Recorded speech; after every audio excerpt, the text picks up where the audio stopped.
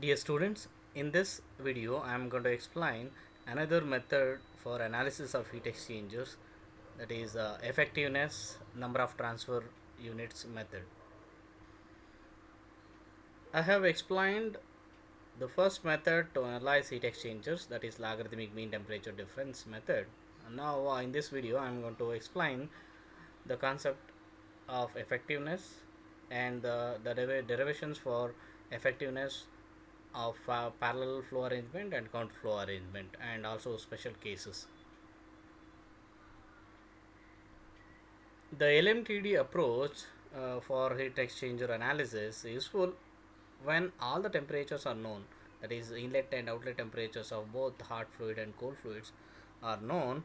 Then the LMTD thus determined can be used to find out the heat transfer rate, or with the given heat transfer surface area and overall heat transfer coefficient, you can find out the heat transfer rate. If not, if the heat transfer rate is known, we can find out the heat transfer surface area or overall heat transfer coefficient. But when these inlet and outlet temperatures are to be determined, when they are not known for a given heat exchanger, then this analysis becomes much more complex because of trial and error procedure, because this temperature function is logarithmic in nature. We can see this in some of the numerical problems later. And in these cases, analysis, it has to be, method of analysis has to be changed from LMTD to effectiveness method. So using this method of effectiveness, we can actually compare different types of heat exchanger which can be used for a particular application, and depending on the particular heat transfer objective, you can select the heat exchanger. It is possible from effectiveness method. Heat exchanger effectiveness is denoted by epsilon, which is the ratio of actual heat transfer to the maximum possible heat transfer. And actual heat transfer is obtained by the energy balance, that is heat lost by the hot fluid to the heat gained by the cold fluid, which is given by Q is equal to CH into THI minus THO is equal to CC is equal to CC into TCO minus TCI. But this maximum possible heat transfer, the denominator of effectiveness, could be attained if one of the fluids were to undergo a temperature change which is equal to maximum temperature difference present in the heat exchanger. This maximum temperature difference is nothing but THI minus TCI, because THI is the maximum temperature and TCI is the minimum possible temperature in the system. So the difference between the two will get you the maximum possible temperature difference between the fluids. And the fluid which might undergo this maximum temperature difference is the one having minimum value of heat capacity. You know, heat capacity is the product of mass flow rate and specific heat. And specific heat, by definition, it is the amount of heat required to rise the temperature of a unit mass of a substance by unit degree Celsius. For fluid with low specific heats, small heat supply is sufficient enough to bring in a higher temperature difference, whereas a fluid with a higher value of specific heat need large amount of heat to required to rise the temperature of that body to 1 degree Celsius, unit mass of it. In this case, it should be understood that the fluid, for a maximum temperature difference, that should have minimum value of heat capacity. Hence, maximum possible heat transfer can be written as m dot c minimum multiplied by THI minus TCI, or it is also equal to C minimum multiplied by THI minus TCI. Remember that C minimum is the minimum heat capacity, whether it is for a hot fluid or a cold fluid. First you have to find out the product of m dot and C for hot fluid and cold fluid, and then identify which one is the minimum, and you have to select that and multiply it by the maximum temperature difference, that is THI minus TCI. That will give you the maximum possible heat transfer. From definition, now effectiveness is given by there are two equations. The first one is epsilon is equal to ch into thi minus tho divided by c minimum thi minus tci, or it's also equal to cc into tco minus tci divided by c minimum into thi minus tci.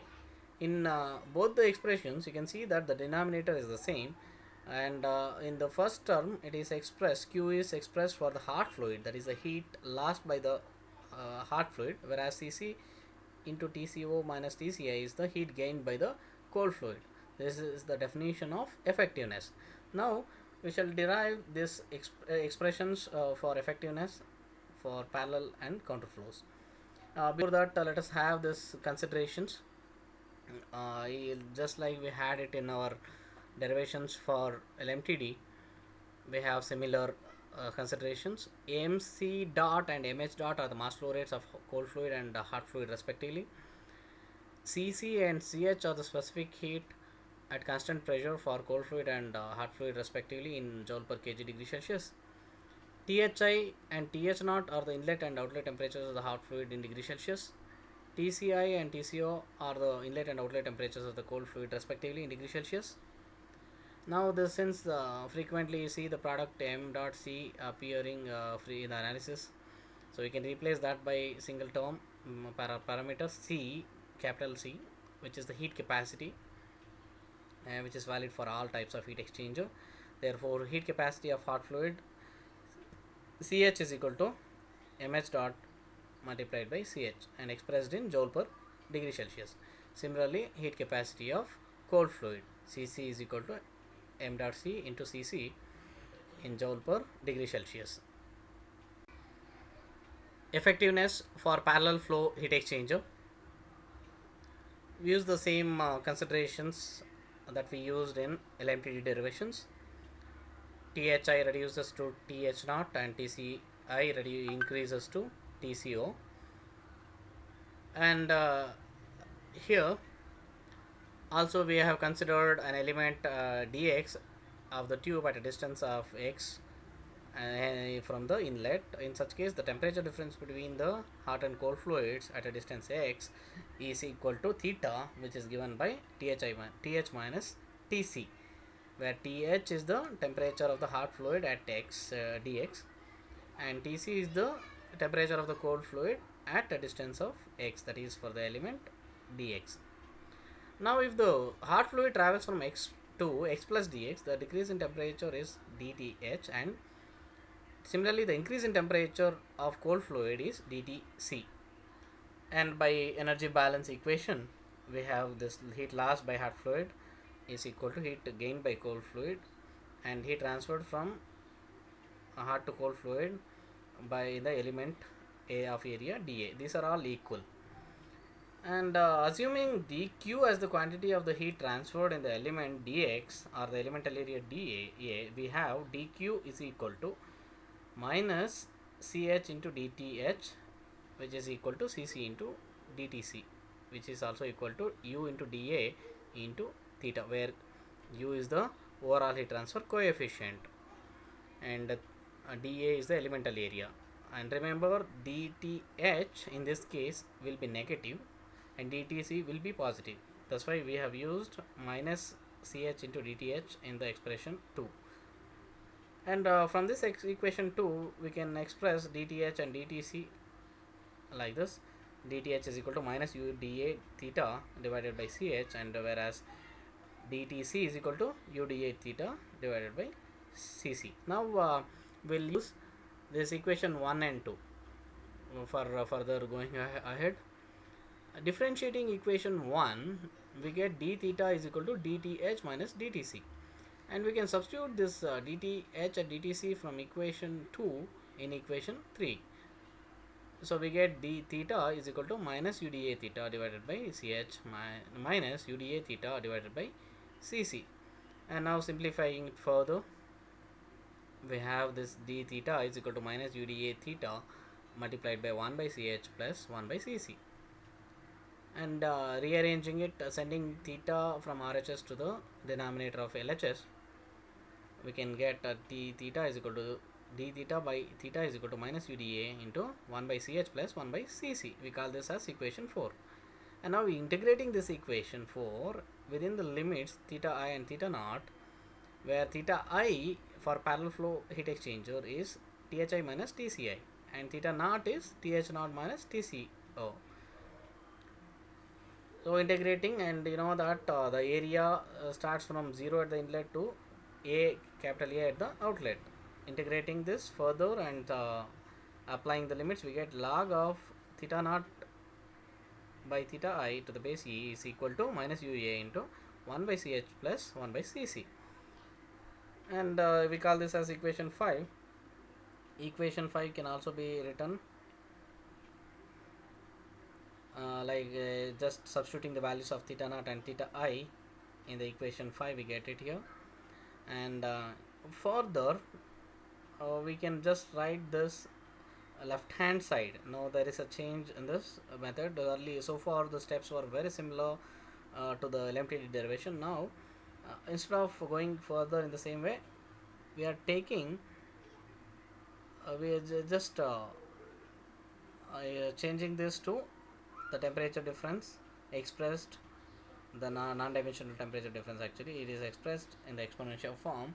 We get Tho minus Tco by Thi minus Tci, which is equal to e power minus ua into 1 by Tch plus 1 by Cc. Now this I call it as equation 6. And we have this definition of effectiveness. Just now we discussed this. I explained this here from the definition of effectiveness. And from the definition we can write expressions for Tho and Tco. By using the first part, Tho can be expressed as Thi minus C minimum by Ch into Thi minus Tci multiplied by effectiveness, that is epsilon there. And using the effectiveness definition, using the cold fluid gain, Tco, that is outlet temperature, can be expressed as Tco is equal to Tci plus C minimum by Cc into Thi minus Tci into epsilon. And now we have this expression 6, and now you can substitute Th naught and Tc naught in the equation 6. And there are a few more steps where we can simplify it, the LHS here.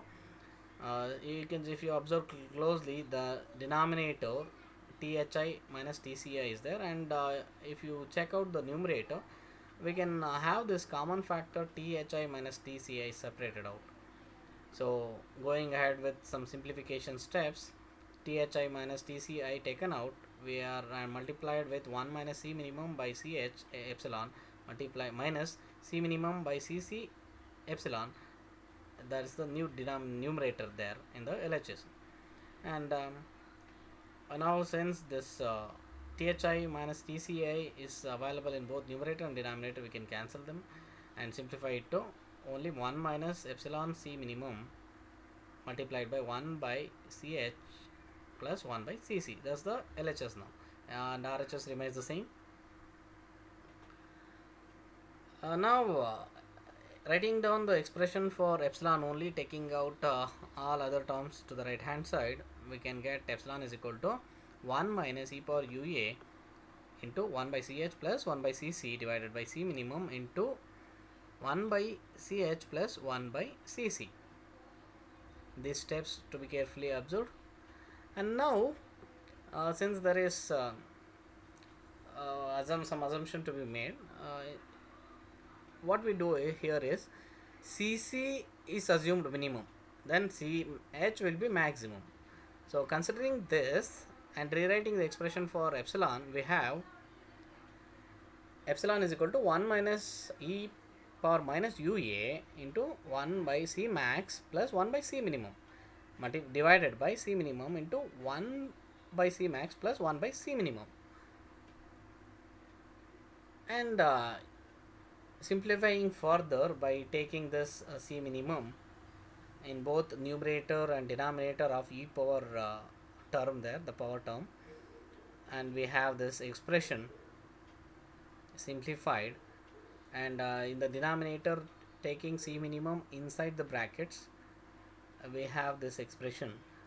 And now we make another simplification by considering this ratio of C minimum to the C maximum as C, capital C only, and we this term UA divided by C minimum is replaced by N or NTU, that is called as number of transfer units.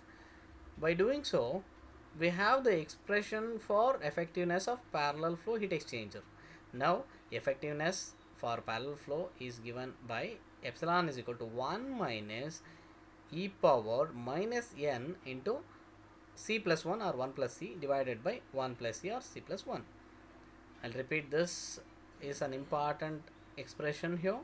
Epsilon is equal to 1 minus e power minus n into c plus 1 divided by c plus 1. And next equations, this equation will be different for different cases depending on the value of C, that we will see it in the next slide. In case of a gas turbine where the specific heat capacity or heat capacity, which is the product of m dot c and is this almost the same for both the fluids, that is hot fluid and a cold fluid. In such cases, the ratio, that is C, capital C, which is the ratio of C minimum to C maximum, approaches unity, and in such case this epsilon reduces to half into 1 minus e power minus 2n. So if you observe that equation, for any value of 2n, for any value of n, e power minus 2n will always be less than 1. That means the term within the bracket will be always less than 1. 1 minus some parameter, some value which is less than 1 definitely will be, or greater than 0, will always get you the term within the bracket less than 1. So because of which you can say that whatever the size of the heat exchange, or the however the value of H value, the overall heat transfer value, that is U, is high, the maximum possible effectiveness for a parallel flow heat exchanger is only 50%. It cannot cross 50% from this equation. In case of a boiler or a condenser, this ratio of C minimum to the maximum heat capacity approaches 0, because if you see this C max, one of the fluids will have maximum heat capacity. So in case of boiler or condenser, which is let us say if the fluid is getting evaporated or being condensed, in such case definitely one of the fluids will have maximum value of heat capacity and the other one will have a minimum value of heat capacity. So in such case C approaches 0. Hence we get epsilon effectiveness equal to 1 minus e power minus n. This is the simplified expression for effectiveness of a boiler or a condenser. Now considering the derivation for effectiveness of counterflow heat exchanger, we have considered this sketches, inlet and outlet for the hot and cold fluids in the opposite ends, and the direction of flow is also opposite. Now theta I and theta naught are different, where theta I is Thi minus Tco and theta naught is Tho minus Tci. Considering an element dx of the tube at a distance x and the temperature difference between the two fluids at a distance x, we get the theta is equal to Th minus Tc. These steps are quite similar to the previous steps, previous derivation. And we have this energy balance. Remember, in case of a counterflow heat exchanger, dth and dtc both are negative in the x direction, if in the positive x direction. So heat lost by hot fluid due to travel of distance x is equal to heat gained by the cold fluid due to travel of the same distance, which is also equal to heat transferred from hot fluid to cold fluid by in the element of area dA. And we have this dq now equal to minus ch into dth, which is also equal to minus cc into dtc, which is equal to uda into theta, where u is the overall heat transfer coefficient. And from this expression 2 we can rewrite this dth and dtc expressions like this. Dth is minus uda into theta by ch, dtc is minus uda theta by cc. Now we have equation 1 and 2, theta is equal to thi minus tc, and we have expressions for dth and dtc also.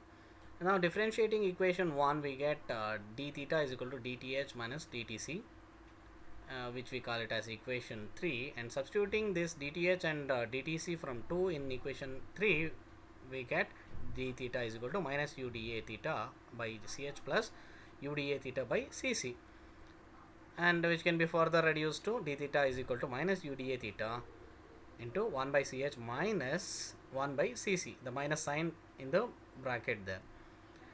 And now taking that theta to the left hand side, it is d theta by theta is equal to minus uda into 1 by ch minus 1 by cc. We call this equation 4, and now integrating this equation 4 within the limits theta I and theta naught, where theta I for counterflow heat exchanger is thi minus tco, and theta naught is tho minus tci. Integrating further, we get log of theta naught by theta I is equal to minus ua into 1 by ch minus 1 by cc. We call this equation 5, and which can also be written, just observe the changes. In the right hand side, it is taken minus 1 from 1 by ch, the term within the bracket is interchanged, and consequently in the LHS, the log of theta naught by theta I is changed to log of theta I minus theta naught using the laws of logarithms. And now we have got this after simplification, and we can express the temperature differences thi minus tco divided by tho minus tci is equal to minus is equal to e power minus ua into 1 by cc minus 1 by ch. So logarithmic expression we expressed like this, and now we call this equation as 6. Now we have equation 6, and also by definition of effectiveness we have this expression both in terms of hot fluid and cold fluid. So we have the same expressions for tho and tco, just the way we did it for parallel flow heat exchanger. This is from the definition. This definition won't change for any type of heat exchanger, whether it is counterflow or parallel flow. And we just have got this equation 6. Now substituting this tho and tco in the equation 6, this is quite complex, the simplification steps, but we have to do it with some care. Now solving it carefully or reducing the steps carefully, we can obtain till here, that is 1 minus c minimum by cc into epsilon divided by 1 minus c minimum by ch into epsilon is equal to e power minus ua into 1 by cc minus 1 by ch. This is a small simplification steps which arise at till this. And now my intention is to get an expression for epsilon. So taking this denominator of the LHS on the right hand side and simplifying it further, and I want you to go through this steps carefully, which I just take it so that you can understand it by just going through those steps and doing it at home. And now since cc if you can assume that as a minimum value, then ch will be maximum. And using that here and replacing this cc by c minimum and ch by c maximum, we have this expression, and wherever possible you can cancel out those terms and reduce it. So you can see that first term within the bracket in the LHS, c minimum by c minimum, it reduces to 1.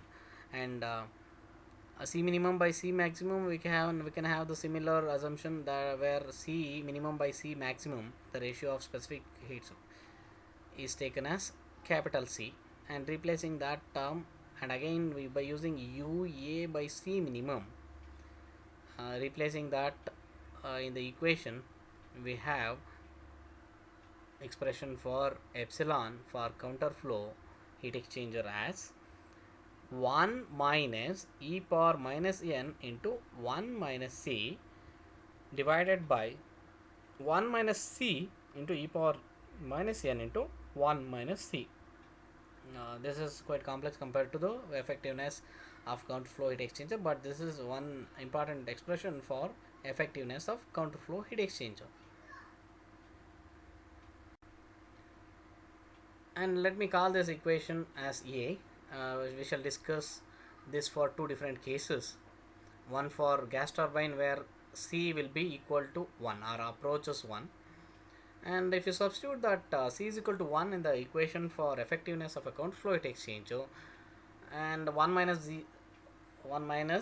1 divided by 1 minus 1, that is 0 by 0, you this equation A becomes an indeterminate. To solve this, we just go with some simplification steps and try out some Taylor series expansion for e power x. So let us go through this. Let us consider this number of transfer units n is equal to ua by c minimum as a variable a, as a constant you can say, and x is the variable that where x is taken as the ratio of c minimum to the c maximum.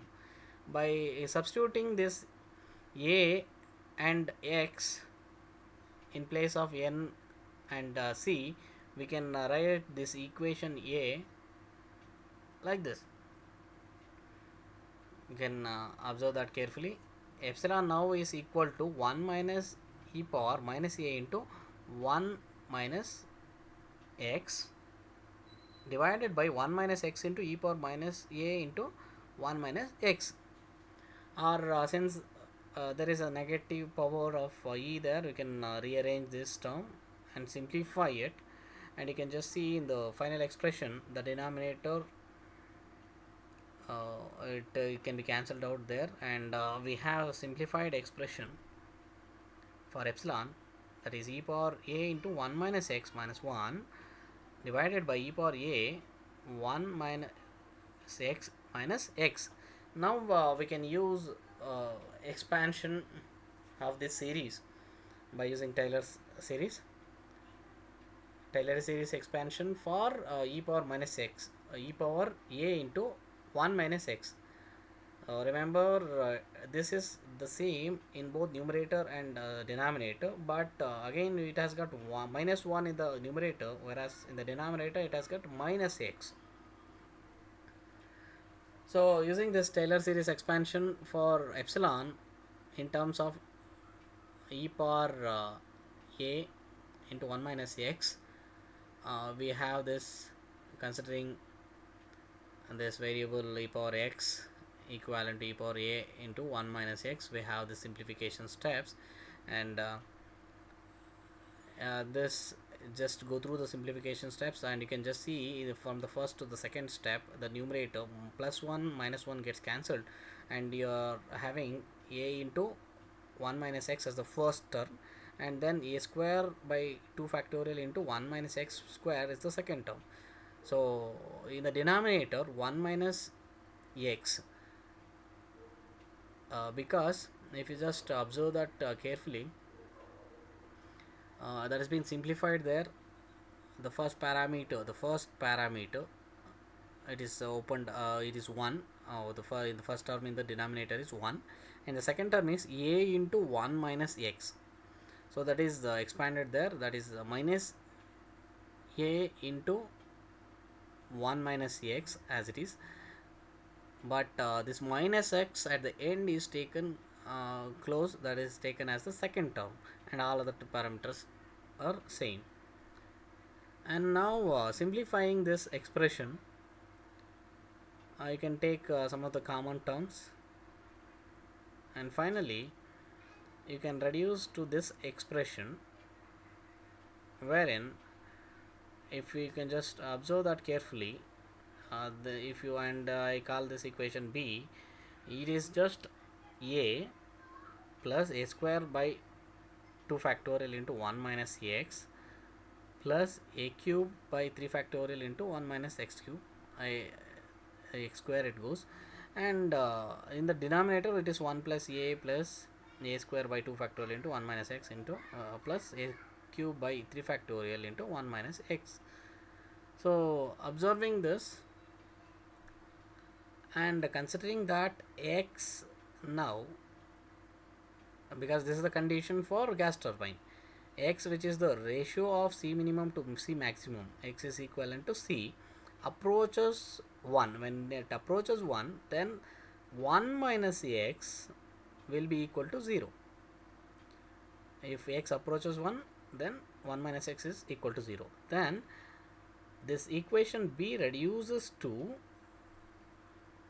a divided by a plus 1, that is epsilon is equal to a divided by a plus 1 only. All other terms gets cancelled out, and from the replacement, that is a is nothing but n. So in substituting that a by n, we get epsilon for a gas turbine counter flow heat exchanger. We have capital this epsilon is equal to n divided by n plus 1.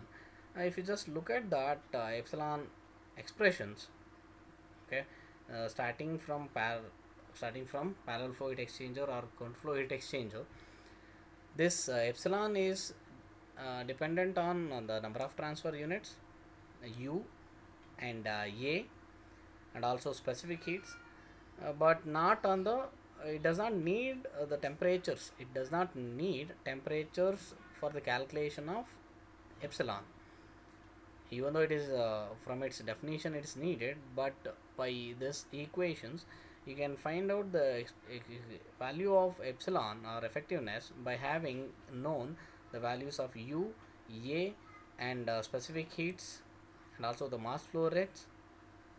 You can get it, and this is what makes this epsilon or effectiveness different from LMTD.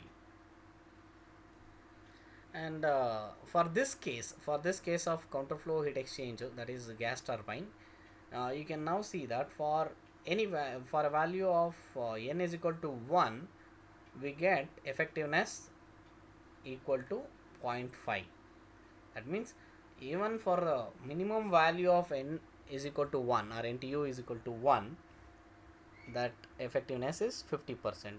So this was not the case in case of parallel flow heat exchanger, because the maximum possible effectiveness in case of parallel flow heat exchanger for a gas turbine is 50%, and it will always be less than 50% only, but in this case it can cross this 50%, and for higher values of NTU it can reach higher value of effectiveness, that is effectiveness will be higher.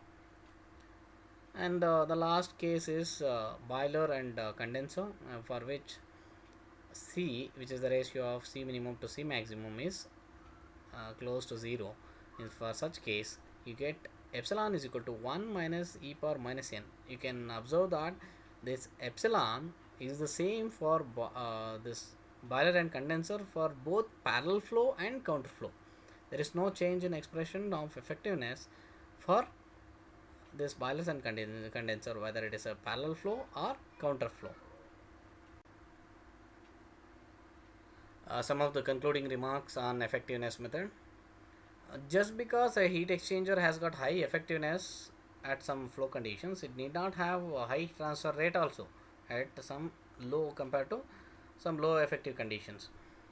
This is because high values of effectiveness correspond to small temperature differences. This can be explained by taking the definition of effectiveness. in the definition of effectiveness, the denominator involves Thi minus Tci. If this difference between hot and cold fluid temperatures is less, inlet temperatures, if it is less, then this effectiveness may go high because the denominator is less. The effectiveness value can go high. But when this Thi and Tci difference, Thi minus Tci is small, the potential driving force for heat transfer itself is less. So the rate of heat exchange is less, or the heat transfer rate becomes reduced when this Thi minus Tci is small. That may give high effectiveness, but that will reduce the heat transfer rate. And for larger values of heat transfer rates, then you must have higher temperature difference. But in thermodynamic sense, higher effectiveness correspond to reduced values of thermodynamic irreversibility or disorder and smaller entropy generation.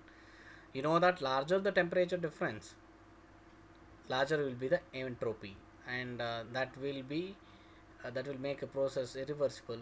And the smaller the temperature difference, you can have reversibility value reduced, and thus smaller value of entropy. To achieve both high heat transfer and also high effectiveness, we must know that there should be an increase in the value of UA product, that is product of U and A, overall heat transfer coefficient, and also this heat transfer surface area, either by increasing the size. So by increasing the size is increasing the A value, and definitely there will be an increase in cost also. When you increase the size of heat exchange, that will lead to increase in the cost. And also by in order to increase U value, you have to increase the values of heat transfer coefficients. So you have to use forced convection methods, forcing the fluid to flow through the heat exchanger at high velocities, so that you get higher values of Hi and H0, so that it will increase U. So in order to increase U and A, and also the product of these two, you need to look for options. So what are those options? You can either use for heat transfer augmentation techniques. You can employ the fins on the tubes. Fin tubes will get more heat transfer than the bare tubes. And also the physical significance of the NTU is observed by its definition. If you can just check out this NTU or N, which is considered as a UA by C minimum. For given values of U and C minimum, this N indicates A, because N is directly proportional to A when U and C minimum are fixed values. That means A indicates the physical size of a heat exchanger. So whether it is a plate type or a tubular type, so A does represent the physical size of a heat exchanger. Larger the value of N, that indicates the larger size of the heat exchanger. So most of the times this effectiveness will be used to compare two different sized heat exchanger. Otherwise it can be also checked two given heat exchangers, and for which of the heat exchanger will get maximum effectiveness for the given values of N.